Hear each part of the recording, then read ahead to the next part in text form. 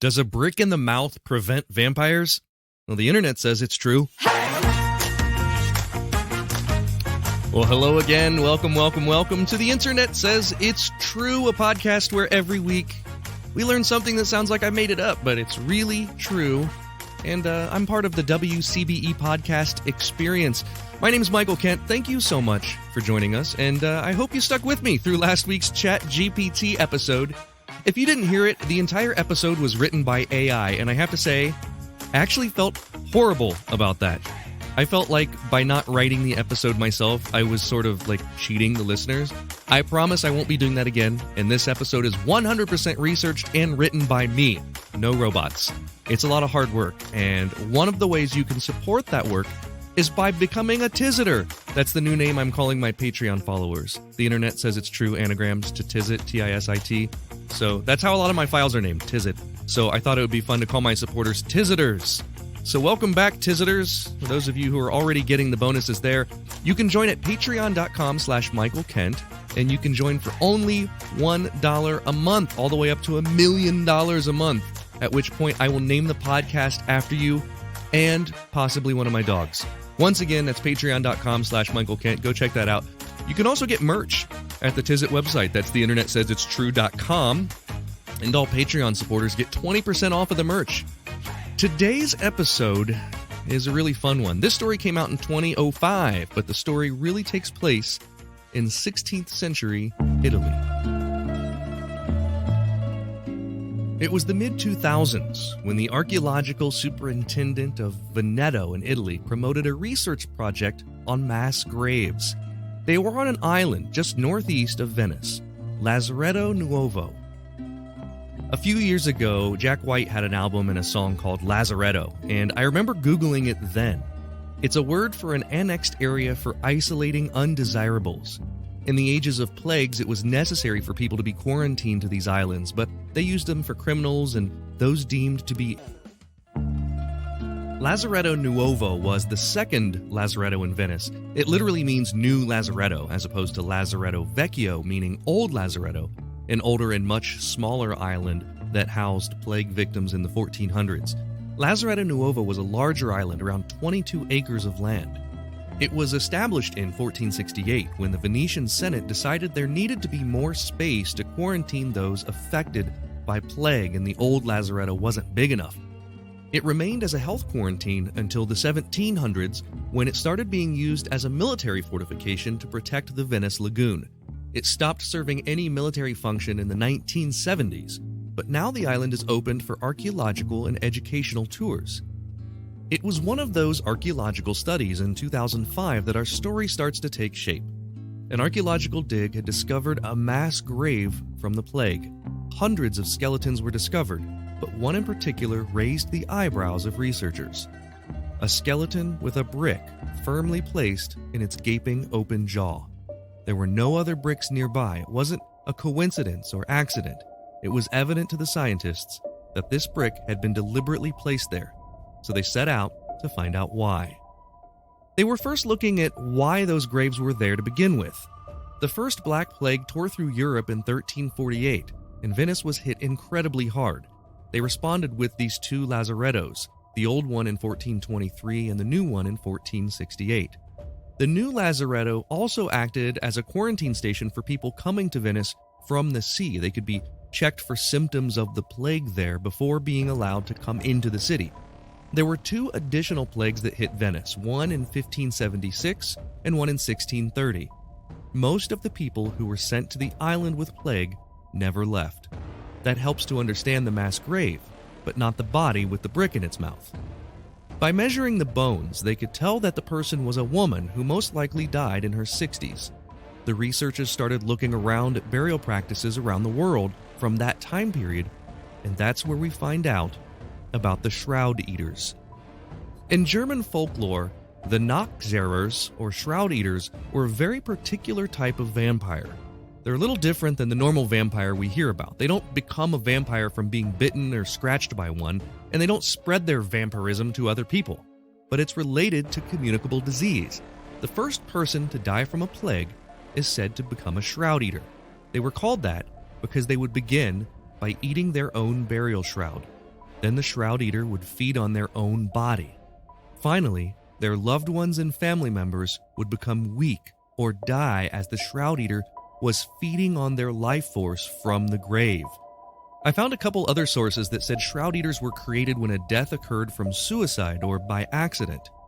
The brick in the mouth was a practice that was put into place to prevent the person from eating their shroud.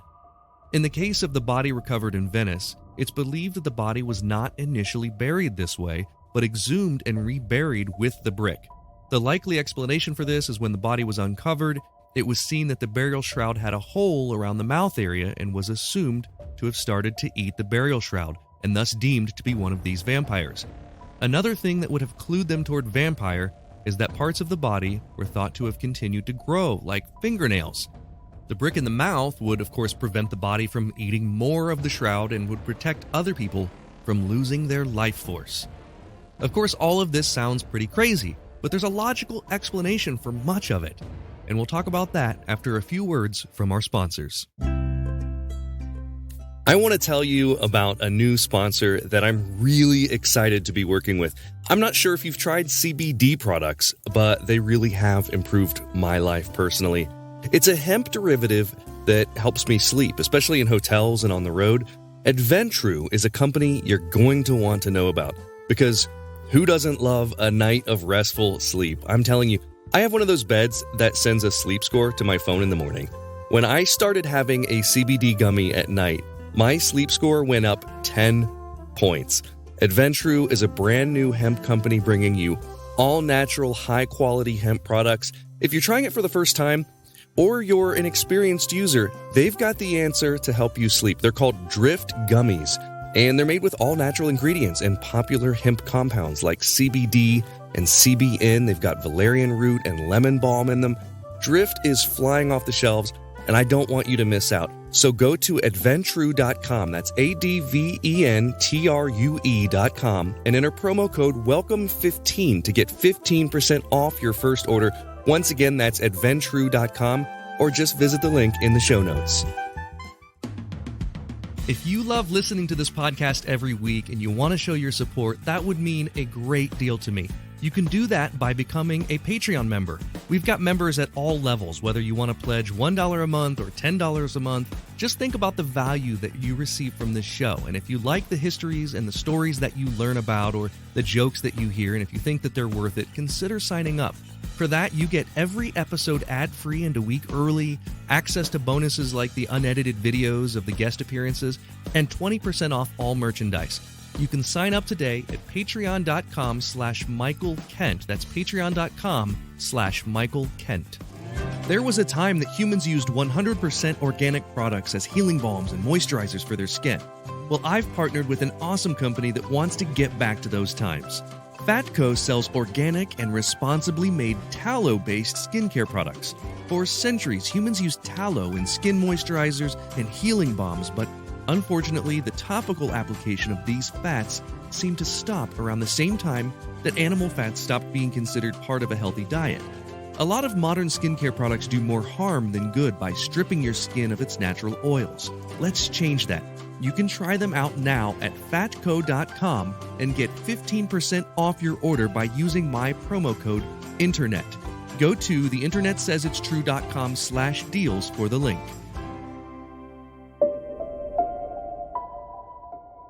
So what's the truth about this Vexing Vampires of Venice story? Well, we know that the body with the brick in the mouth was definitely uncovered. We know that that's true.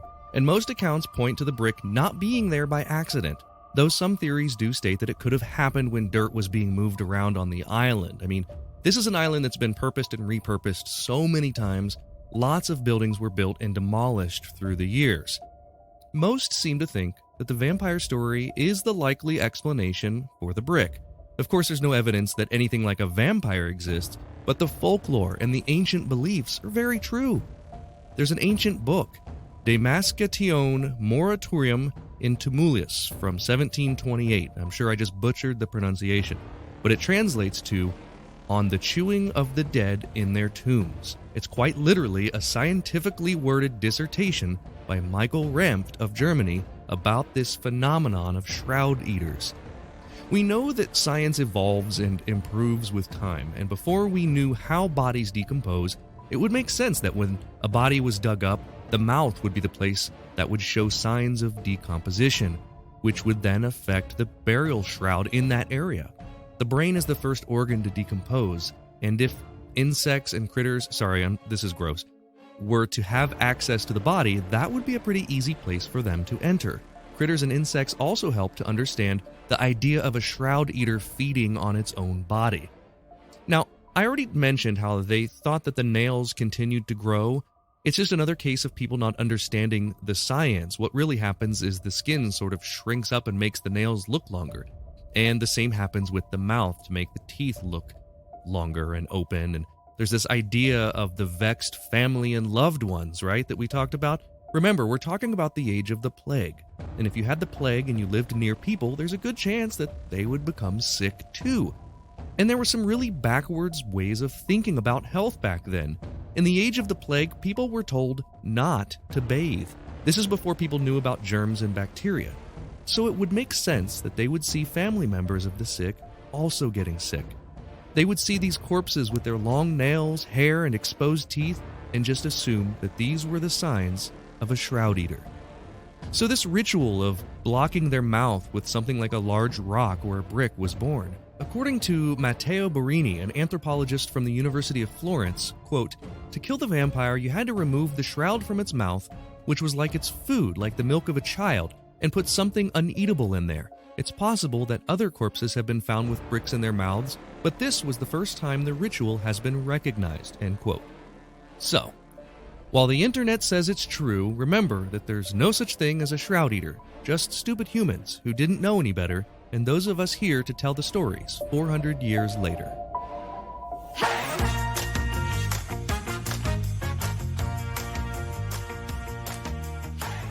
It's time for the part of the podcast where I call a friend. And today we're calling one of my good buddies from college. He has gone on to be a founding member of an incredible group, So Percussion, S-O.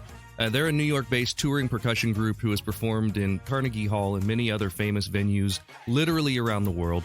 He's also a co-director of the NYU Steel Band and Chamber Music Program and one of the educators of the steel drum class at Princeton University. What is going on, Josh? Yeah, listen, man, just over here living the dream. I feel like I just talked to you the other day about we did your podcast, which is called the Concert Honesty Podcast. It's not about concerts; it is about honesty. But it used to be about concerts, but it's now sort of blown up into other things. I actually really enjoy listening to that podcast, and usually it's because of, like, you'll post on Facebook, "Hey, I had this really interesting conversation with this person. It's about this." And some of the topics are pretty deep.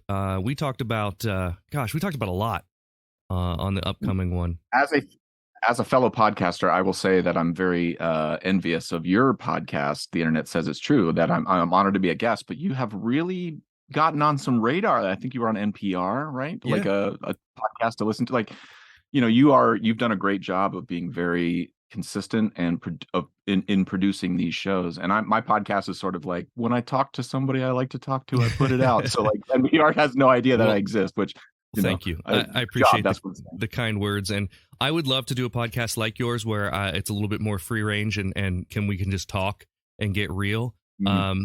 But the issue with me doing that and is the same one that you're up against, in that it's really tough to do something like that and have it every week, because you have to schedule a guest. And sometimes, like, we talked for 2 hours the other night, and I know not all of your episodes are that long, but I know that if I get talking to people about serious stuff, it's going to be that way. And that's a lot of time. Now, granted, I don't have the writing time for, this takes a long time to write, but except for last week where I just used ChatGPT for the entire episode. Well, I think what the beauty of both of our podcasts is that both can exist and serve totally different purposes. And for me, like, you're doing a really beautiful thing with yours. With mine, I mean, my intentions are not to make money or to even really have people listen to them. It's sort of like I'm doing a sort of a collection of conversations with my friends, so that at my funeral, everybody knows who my friends were. Oh, so there's a very dark impetus to your podcast. No, not at all. I want I want, honest to God, I feel like at my funeral, what I want is like 400 different iPods just playing every podcast at once, and you can just walk around and meet all of my friends at your own leisure. You know what we Um, should do at your funeral, assuming that you die first, is we should all have name tags with the episode number that we were on. yeah, it's a very selfish motive. I'm copping to that. Like, it's mainly just for me too, just to remember all my friends and get to talk to them and document it and know that 300 years from now, somebody will be able to find a conversation I had with you and be What? like, wow, I can't believe that's the problems they were talking about in 2023, you know? Well, I hope that, if to turn this around a little bit, that people aren't talking about the weird topics that I brought up when they were on my podcast. I mean, some of them are it's okay, but like some of them, we got together and talked about Nazis and stuff. I don't want that. I don't want necessarily. Yeah, but like for me, it's the beauty of two friends talking and Sure. two friends talking, not just at one point, but over the course of a lifetime. And, I remember the very first time we met, I think it was at a summer session, and I was totally like just intimidated by you because you had way faster hands and quite frankly, probably still do. Um, and I just was like, I got to follow this guy around wherever he's going because he's got the ticket. And I wasn't wrong, We we and went in the now same year though, now right? at 23, I'm here and I'm looking at you and I'm like, man, I'm so glad that I made that call when I was, 20 years old or whatever, 19. We played the drums in this. Was our rookie year was the same year in the marching band at Ohio State. Did you audition one year and not get in? That's right. Yeah. I had another. Okay. I had a previous year of experience in trying out, and got cut my freshman year. So yeah, I had been. I don't even think I knew that about you. I just knew that, like, holy God, this guy knows which way to turn, so I'm just going to stand by him. Plus, you were a big Carter Beauford fan, and I was a closet Dave Matthews Carter Beauford fan on the drums. Carter Beauford on the drums. Okay. Yeah. So I told you the other day, you asked what this was about, and I never tell. I think there's been maybe one episode where I gave the person a hint as to what it was going to be about. I don't even remember. There was a specific situation, but I told you this is going to be about something that you know nothing about. And if you do know something about this, I'm going to be shocked because I just learned about this story. And that's kind of what the podcast is about, is like, I don't know any of these stories until I start looking them up. And for this first question, we're going to play for a joke. So if you get it wrong, you have to tell me a joke. And if you get it right, I'll tell you one. So, all right, but Mike, I have one. Can I just tell it anyway? Yeah. If you prepared one, absolutely. I'm so proud of this one. All right. Okay, good. Great. We'll hear it. In 2005, an ancient skeleton was found in a mass grave near Venice, Italy, with a brick shoved in its mouth. Which one of these describe how researchers describe that strange find? So when these anthropologists or archaeologists or whatever found this skeleton, this is how they described it. A, it was the body of someone believed to be a vampire. B, it was the body of a liar. Or C, it was a member of the ancient Brick Eaters cult. I'm gonna go with, just because I think people were, and I'm forgiving them for this way of seeing the world, but you see the world the way you see it based on the knowledge you have. I'm just gonna go with the logical choice for me is the vampire. Like, I don't know, this person's biting people, shove a brick in their mouth. Believe it or not, I'm gonna go with option A. That is exactly what they thought. She was mainly because I just lived through a pandemic. We all just made stuff up trying to get through that. So yeah. I'm gonna guess that's exactly what had happened. And you're more on the nose than you think, because this type of vampirism that they believed in was very closely tied to the plague. This wasn't like the normal vampires like we see in movies where they go out and try to infect people by biting them or scratching them or whatever. This was the type of vampire called a shroud eater that they believed in, that ate on people's life force from the grave. And so basically they had exhumed bodies and seen that the mouth was starting to rot and the teeth looked like they were open, and the shroud, their burial shroud, would be, gone around their mouth. And those were all natural things, but they saw that as they're trying to eat the shroud, and that's the beginning of them eating more stuff. So you got that right. I'll owe you a joke, and then you can tell me yours. This one, I had a lot of trouble finding a joke that I liked this week. This one's a little long. A man met a beautiful girl, and he decided he wanted to marry her right away. She protested, but we don't know anything about each other. He replied, "That's all right. We'll learn about each other as we go along." So she consented, and they were married. And they went on a honeymoon to like this very nice resort. And one morning, they're lying by the pool. He got up off his towel. He climbed up this 35 foot high board. He does a 2.5 tuck gainer, entering the water perfectly, no ripple. And this was followed by 3 rotations in jackknife position before he gets up, straightens out, cut the water like a knife. After a few more of these impressive demonstrations, he comes back, just casually lays on the towel, and she goes, "Oh my gosh, that was incredible." And then he said, "I used to be an Olympic diving champion. You see, I told you, we learned more about ourselves as we went along." So she gets up, jumps in the pool. She starts doing laps. She's moving so fast that the ripples from her pushing off at one end of the pool would hardly be gone before she's already touching the other end of the pool. And after about 30 laps completed in just minutes, she climbs back out, lays on her towel. She's not even breathing hard. He goes, "That was incredible. Were you an Olympic endurance swimmer?" And she said, "No, I was a prostitute in Venice, and I worked both sides of the canal." God. All right, mine's not as sultry as yours. That was it was kind of sultry. I wasn't expecting it. I mean, it was the only one that made me laugh. So there you go. All right, knock knock. Who's there? Control freak. Now you say control freak who? That's good. I like that. Does it go further if I say that, or no? Is that the gist? Okay, that's so good. I like it. That's great, man. So what's up? Your group, So Percussion. What's the latest with that? Where have you guys performed lately? Where are you going to perform?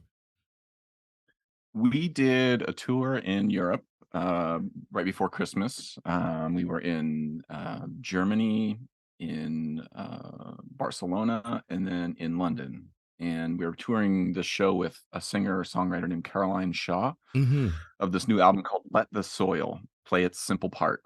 And the title track is me and Caroline.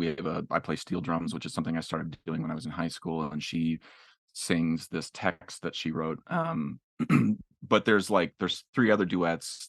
The rest of the tracks are us as a band, So Percussion with Caroline. And as a percussion quartet, it's weird to feel like you're a band and not a percussion group. Like over the last 17 years of being in the group or whatever, like we sort of morphed into these roles. I play a lot of bass roles. Adam plays marimba, so harmony, and Eric is like weird toys, and Jason does drums. And when you say you play bass, like you talking about bass guitar? Synthesizer. Oh, okay. Like low synth. A lot of stuff on steel drums too, but a lot of like low bass marimba, low synthesizer, things like that. But I will say, like, of the things that So's been doing recently, there's one project that we're doing with Shodeke Talifero, who's a beatboxer from Baltimore, who you should all know. What was that name again? Absolute Shodeke, Shodekeh. Shodeke Talifero, Talifero. And he's a beatboxer, but I think he would call himself a breath artist. He does a lot of like soundscapes with his breath, and but he's super knowledgeable about Bismarcky and the Sugar Hill Gang and like all of the whole genre of beatboxing, and so he did a piece that he sent to us, and we transcribed it and arranged it as a percussion ensemble, and he performs with us now. And so like I would say, like, of the things we're doing right now, we're recording that piece this weekend, and then we're doing a couple shows with Caroline to sort of rehash that tour from December. And I will say, like, in my last chunk of time with So, it's like we play a lot of hard percussion ensemble rep. John Cage, Steve Reich, David Lang, like all that stuff is great. But honest to God, just playing songs with our friends has been sort of like, the older we get, we're like, why didn't we do this the whole time? That's funny. So I think check that out. Let the Soil Play Its Simple Part by Caroline Shaw and So Percussion is where. Now, does that have any tie? I know that I saw an old performance from when So Percussion was on Tiny Desk at the NPR studios, and you were doing things like playing percussion on flower pots. Is there a tie-in from that to the name of this, Let the Soil Play Its Simple Part? Okay. Yeah, I mean, Caroline was a student. Sorry, when I say this, it's a loose, the term student doesn't really apply to Caroline and us, but she was at Princeton during a time when So was teaching a course on writing for percussion ensemble. And it's not like we came in with a syllabus and we're like, here's what you're going to write. We were sort of like showing them, like, here's the kitchen sink, like, come play in the sandbox with us. And Caroline comes out of a long tradition of like plain chant and singing and violin playing and folk music, but she also knows about John Cage. And that's like the world we come out of, where flower pots and things that are around your household, metal pipes, conch shells, things that you aren't traditionally musical instruments, is where our bread and butter is. And so we met Caroline at Princeton, and she took a class of ours and just started being like, "Can you try this? Can you try this?" And then she graduated. We became friends, and now we're doing this. So yeah, the tie-in is very much related to John Cage, and specific a lot of the sort of early percussion rep we studied in school. Cool. But she has now made it her own in this like really beautiful way, and then we've sort of tried to blow up what Cage and Reich and all those folks were building on to make it something, hopefully unique. Sure. So you and I have seen our share of stages, and so for this next question, if you get it wrong, you'll have to tell me an onstage horror story, something that didn't quite go as planned. And if you get it right, I have many, so I'll tell you one of mine. This is a simple question that is very difficult. You've traveled all over the world. I don't know how many times you've been to Italy. I've been to Italy, but I've never been to Venice. Venice is made up of how many islands?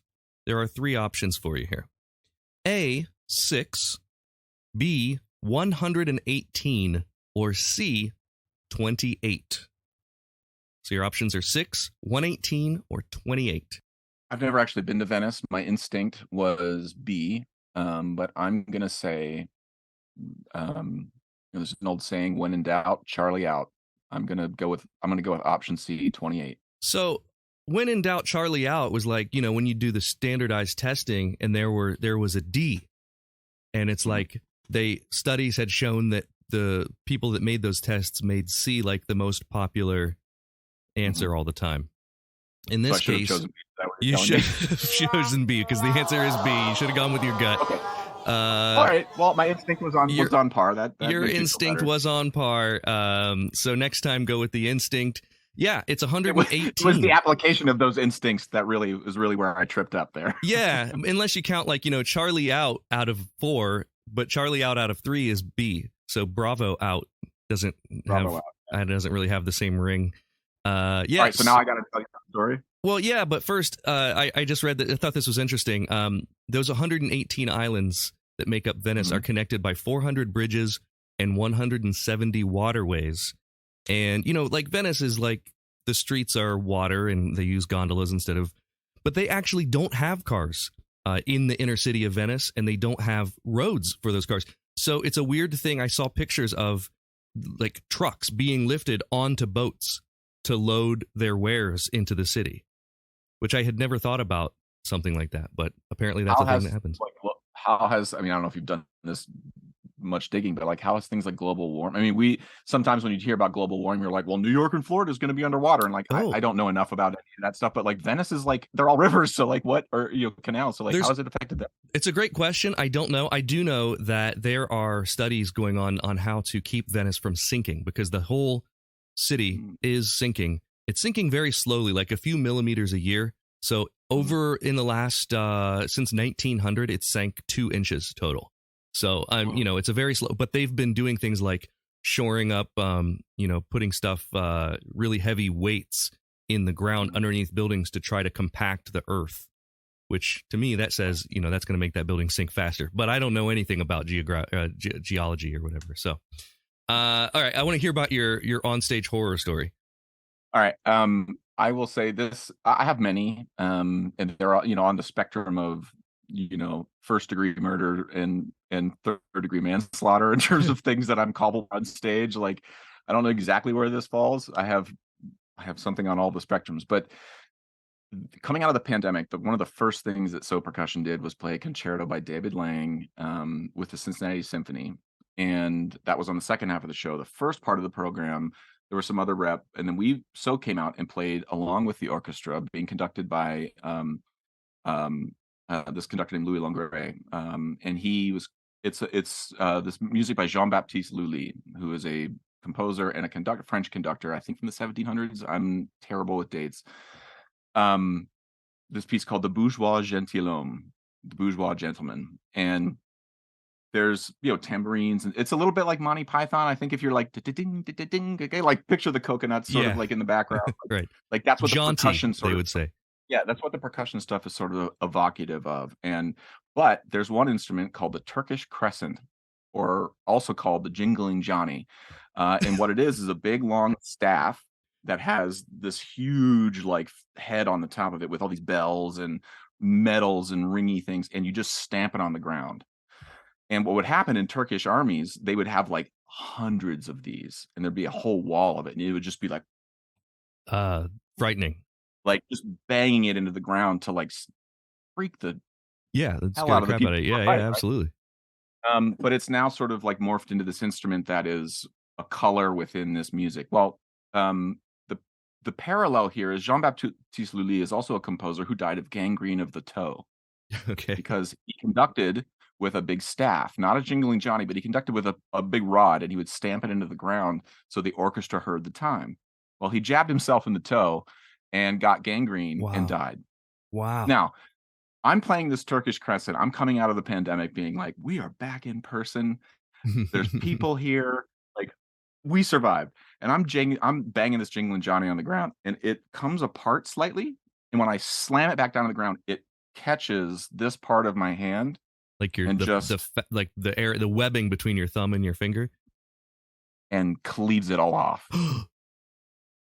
And I start bleeding uncontrollably on stage, except I don't feel it as blood. I'm just like, man, I'm really sweaty. And I'm just up there just jingling Johnny in a way.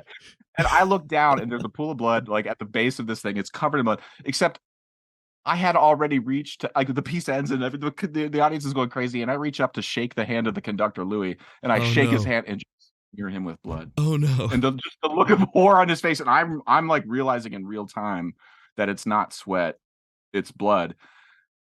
After the entire world has just been made hyper aware of a communicable disease. Yeah. Then we walk off stage. Then we have to come out and perform the concerto. And I'm like, I run off stage. There's like 2 minutes before we have to come back on and play a 4-movement concerto as the 4 of us with this orchestra. Jason Truding from percussion is like wrapping my hand with gauze. I walk out there like the Stay Puft Marshmallow Man with like a stick taped to my hand. And then we have to do a whole recording session after the show is done. Oh no. And I just am like, the ghost of Jean-Baptiste Lully really came back and bit me in the ass. So, bit you in the thumb. Just a word of caution for anyone playing Lully's music: if you are on the jingling Johnny / Turkish crescent part, proceed with caution. That's all I'm gonna say. And in the Monty Python vein, he got better. So he got better. That's good. You have a scar? You have a cool percussion scar to show for it? It's in there somewhere. Nice. I remember I had a math teacher once who he told us. So he worked as like a park ranger in his, because he was a teacher and like they didn't pay him enough in Urbana city schools, and he in the line of duty had something happen and he cut that part of his hand open, that webbing, and he turned into like a schoolboy giddy when he told us about how cool it was when he could see inside of there. He was like, it's just like a pocket. It was so cool. And since then, I've always wanted to see inside of that part of my hand. So can you affirm, or yours was full of blood? I didn't so maybe go that far. Okay. It was a pure trauma moment, and I didn't have time to look at my hand. I had to go back out and play a show, and just make sure I could hold my stick. I greatly appreciate you reliving that for our entertainment. So for the next question 3, and you're killing it so far, by the way. If you would have gone with your instinct, you'd have been 2 for 2. We're going to play for a sticker, which is one of these bad boys. And when I come to New York to hang out with you, I'll bring you one. Excellent. Which one of these is a strange plague symptom that history has recorded? So this one is a little bit of a strange one. A, laughing hysterically without being able to stop. B, dancing mania, where people would dance uncontrollably. Or C, skin became magnetized. I want to say laughing hysterically. The laughing hysterically without being able to stop? I'm gonna guess that I'm wrong, but I'm gonna say why I guessed it. Okay, go for it. I'm guessing that the plague, I've never had it. I'm guessing that based on having had COVID, it made me feel absolutely crazy. I'm gonna guess that the plague maybe touches into that on some level. It might make you feel like you're laughing hysterically. So I'm gonna go with that. The answer is B, dancing mania, where people would dance uncontrollably. So, yeah, so like I had heard about this as a like a dancing disease where it was more of a contagion of behavior. So like people would do it, and then that would convince other people that they couldn't stop doing it, and it was sort of like a, I don't know, like a placebo effect or whatever. But numerous sources discuss how dancing mania may have simply been the result of stress and tension caused by natural disasters around the time, such as plagues and floods. And it's been recorded in different places in human history where when there was some sort of crazy thing like a plague, there would be these large groups of people that would dance and not be able to stop dancing. Even people who were in these quarantined lazaretto islands would be dancing uncontrollably because they apparently were just tense, stressed out. And I don't know. I don't dance when I get stressed. Lexapro wasn't invented yet, so like they just had to dance. Right, but also like, meth wasn't illegal either. So who knows what? There might have been some other things in the mix there that caused that, but. Yeah, so no sticker for you. I might bring you a sticker anyway, just for putting us up in your extra room. So for question 4, we're gonna play for doing the dishes. So if you get it wrong, you've immediately got to go do the dishes when we're done. I don't know if there are dishes to be done. I know that I have a sink full of dishes right now. So if you get it right, I'll immediately, when we get done here, go upstairs and do the dishes. And if you get it wrong, this one's for Allie. For Allie. If you get it wrong, I'm leaving them for Allie to do. So. Sorry. One of these is something that people used to do to prevent vampires from rising from the grave, and the other two are just things I made up. A, they would put a giant stone over the grave to keep the supposed vampire from escaping. B, they would remove the eyes of the supposed vampire so they couldn't see their victims. Or C, they would sever the feet of this supposed vampire to keep them from being able to walk. Boy, I'm going to go with B, taking the eyes out. The answer is A. They put a giant stone over the grave, and the idea was that, they wouldn't be able to move this stone. So taking the eyes out would have been so much easier. It would have been. I mean, good Lord. Yeah, there's a name for it, and I'm trying to come up with the name for it. Dolmen, D-O-L. Like, is there a certain weight of stone? Like, no, just a giant flat horizontal megalith called a dolmen. And in some instances, you would see it setting on top of smaller stones. There's one in like upstate New York, but it's called a dolmen. But I don't think there's any sort of lore associated with that one being a grave. That one is just sort of, they don't really know how it got there. They think maybe it was left there by the glaciers, but when you look at it, it looks like man-made. It's a giant stone resting on these tiny little stones. But the dolmen is, they put these things there so vampires couldn't get up out of the graves. Which, to me, that's like more zombie protection than vampire protection. We're also afraid of dying in the dead. Yeah. Yeah, we are. Yeah, and what's really strange is like, the only way that any of this stuff came about is from exhuming the bodies, right? Like a lot of these people, they didn't think they were vampires when they buried them. It was if they dug them up and they saw what we all look like after we die, which is not pretty. And they would be like, that's scary. I'm going to name it a vampire. I'm going to say that there's a reason this body looks this way. Yeah, you didn't know. This is the other thing. Like, do you know where the term "Saved by the Bell" comes from? I think I have heard that one. There was a time in human history, in medical history, we didn't know that people could go into comas, right? And so, like, when someone goes into a coma, you think they're dead. You would bury them, except there was enough. Someone survived enough, so they started installing a string that would be tied to your toes or your feet. And so, if you woke up in the grave and started moving around, it would ring the bell. And people would know, like, you weren't dead, and they would dig you up. Like, that's where the TV shows. I'm sorry, Screech and Zach Morris and like AC Slater. That's all based on the idea that like there was a point where human beings were like, "Holy crap, I didn't know that person wasn't dead." Yeah, and also I think the term "dead ringer" is from that as well. Was that right? Yeah, I think so. And total sense. Graveyard shift, I believe, is also associated with that because people would stay out there to listen for the bell. This is, oh my God, Mike. Well, this is where, like, I think you and I, all of our text conversations, our podcast is like, we need to have better empathy for the past. Do we? Like there was just a time, like there were people were just like, you guys hear something? Oh my God, Susie's alive. Yeah. They would like that was today we wake up and there's some tweet from Kanye and we're all like freaking out, but it's like no, it was the bell ringing because Susie isn't dead. Like So let's just have a little empathy for the past. It was way harder then than it was now. it was way harder back then. And I think about like, whether how much we should blame, gullibility of people. And like obviously science is always improving. And I sort of talked about this in the episode a little bit. Like science is always improving. It's not that people were stupid. People were ignorant. They just didn't have the information. And it reminds me of back when you and I were we were band camp counselors. We were drum instructors for a band camp. And the movie Blair Witch Project came out. And like, I am a skeptic and I don't believe in ghosts, but I remember being scared out of my mind that night. And I remember you saying to me something that has stuck with me. You said, I don't know if this is something your dad had told you or someone told you. I'm very curious to hear what you're about to say. Yeah, you said you shouldn't be scared of the dark because it's the same as during the day, but just without light. And I always think about that whenever anything is like scary to me, like it has to do with the dark. And like it looks exactly the same as it would with a sun. It's just that the sun isn't there.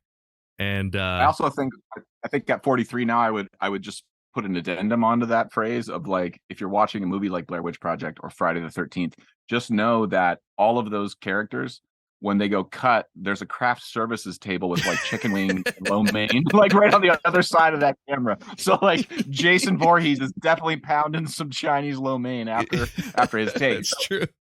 That's a good point. It's really funny. Like the guy with the Saw movies, like all of that shit, there's somebody behind the camera with like a chicken wing just being like, oh, the guy in the Mike Myers mask is exhausted because they've done 30 takes of this same sequence.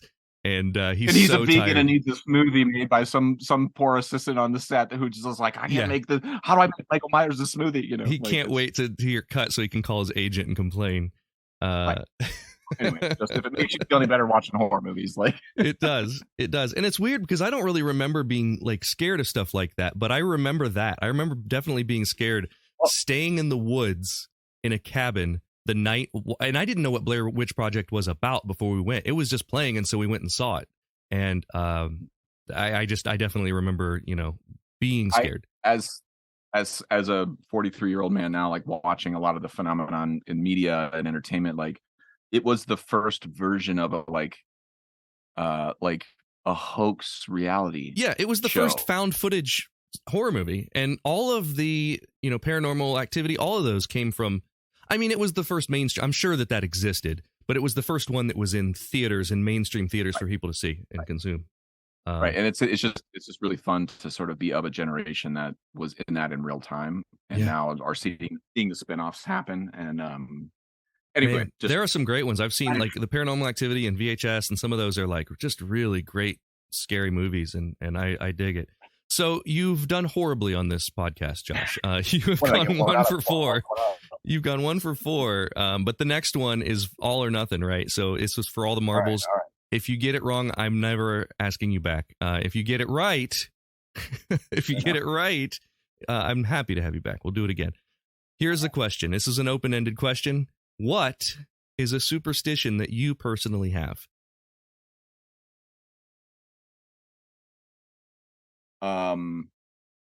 Before I walk on stage, I know that this is really dumb and feels sort of broy, but before I walk on stage, ever, I have to fist bump everybody I'm going to be on stage with. So whether it's just the 4 of us, and so percussion, like if I do not walk on stage without being like, all right, I look them in the. It's like toasting before, like you look someone in the eyes when you toast, and just a little fist bump to be like, we're about to go to war, we're good, right? Like, yeah, just checking in. That's a weird. Now, why do you think that's broy?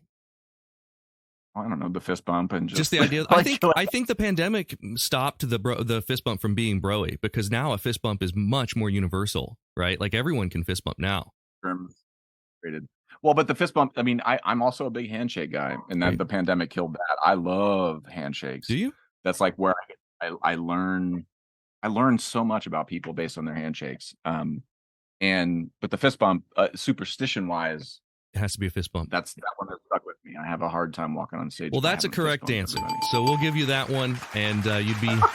I'd really love to have you back on here sometime. Yeah, I'm not a superstitious person. I'm a little stitious, but I generally, but before you walk on, yeah, before you do your shows, like I have one thing I do. There's nothing.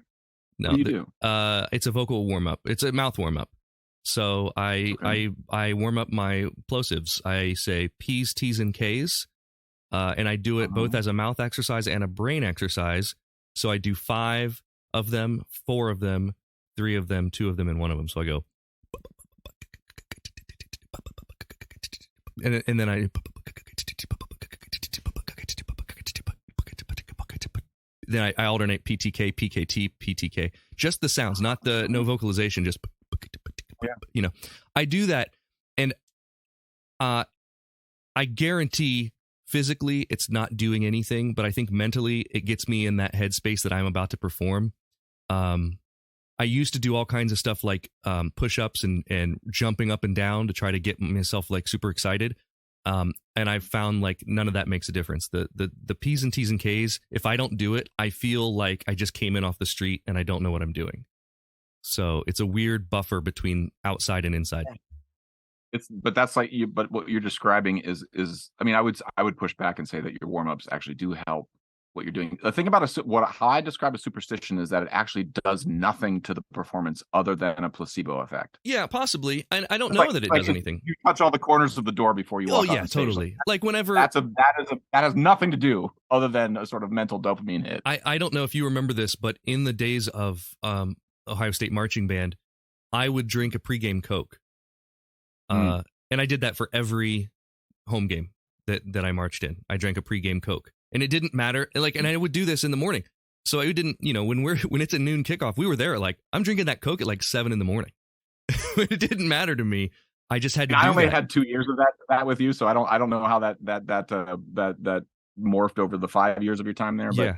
I mean, I remember there's like just weird traditions, like superstitions that we all did in the marching band of like that had nothing to do with whether or not like things you touched, like dumb, like like Notre Dame, like play like a champion today. Everybody hits that sign. That has nothing to do with whether or not you can catch a ball. Yeah, objectively speaking. It's just like how many other generations of people have hit this. I'm part of this. But going back to your superstition, is I would argue that definitely has something to it as well. In that it's important to sort of have the peace of mind to know that you have connected with everyone before you're about to go and do this thing, and you've checked in, and not only you can relax to know that everyone's there that's supposed to be there, but also that you've made that eye contact, and that says something in your mind to sort of settle it down and say, okay, we're all on the same page, we're ready to go, we're at that point. And also, like, performing is a weird thing in that it feels like a million things could go wrong, even though this is something that you've rehearsed and you've done a ton, and that you've got it down. They just feel like so many variables. It's really nice to have something that is the same to make you feel like it's just another repetition of this thing. It's really nice to have that continuity before the show. And for me, it's not only the vocal warm up, but it starts with the way that I set the show up is the same every time. The mic check that I do, when I'm checking my microphone, I do the same spiel, which is from my STARS routine. Stars begin as whirling clouds of dust and gas in the interstellar medium caused by gravitational instability inside of molecular clouds triggered by shockwaves from supernovas. It's a whole thing. And it's like a science spiel that I do. And all of these things make it feel like it did at the last city. And that helps to sort of relax nerves and that type of thing. So also a way, I think for me, superstitions sometimes, for me, my superstitions are not private. They're group superstitions. Like I can't fist bump myself and feel good about walking on stage. I have to participate in some sort of exchange with somebody. And male, female, trans. I don't give a fuck. Like I'm just gonna put my fist like this, and everybody, a small baby, instinctively is like, it's enough of the zeitgeist, but everybody knows what that means, Sure. And it's a way of me saying, like, hey, listen, no matter what happens, when we walk off stage in 2 hours, nothing about us is going to be different. So, like, I'm gonna fist bump you here. I'm going to fist bump you at the end. And what's going to be different is us in 30 years. Right now, let's not get too tangled up in what's about to happen, and let's just enjoy our time together. And like that, for me, that is the message I try to put across with the fist bump. Because if you start to think of like, all right, if I don't change myself in these 2 hours, if I don't change my entire Magic audience and blow their minds, like, it's like, no.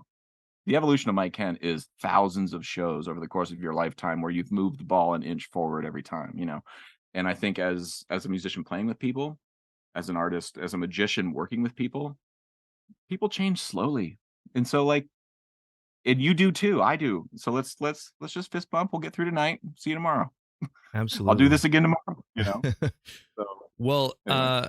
With that said, I'm giving you a fist bump through the camera right now. And it's always awesome to talk to you.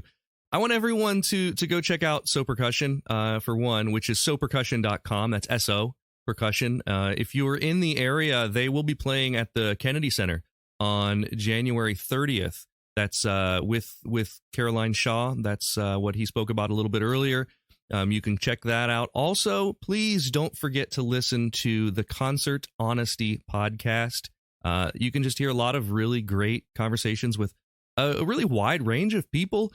And I know that you say you just use this to kind of hang out and chat and learn about people, but one of the things that I've noticed is you are not afraid to have conversations with people with whom you do not agree, or with maybe you don't understand their point of view.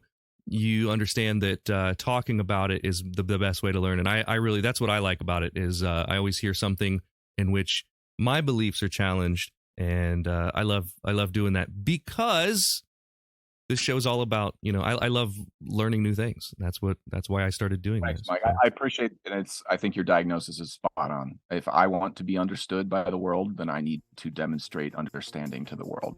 Love it. If I don't do that, then how could I expect anybody to understand me? Easier said than done, to be clear. Just sort of like, I know that's not an easy thing, but in my experience, I'm now like 300 and some odd podcasts in. Wow. And yours is going to come hopefully this week. In my experience, I'm right. Yeah. so take that for what it's worth. All right, bud. Thank you. Good to see you again, and thanks for coming on. Love you, man. Well, that is all for this week. Thank you so much to my friend Josh Quillen for being my guest. Here's some actual audio of a shroud eater. Thank you for listening to The Internet Says It's True. To listen to episodes ad-free and a week early, support us on Patreon. You can do that at patreon.com/Michael Kent. If you learned something just now that you didn't already know, go to the Apple Podcast app and leave us a review with 5 stars and a few words. That helps us a ton, because that's how the algorithm works. I don't know what an algorithm is, but just do it. See you next week for a brand new episode of The Internet Says It's True!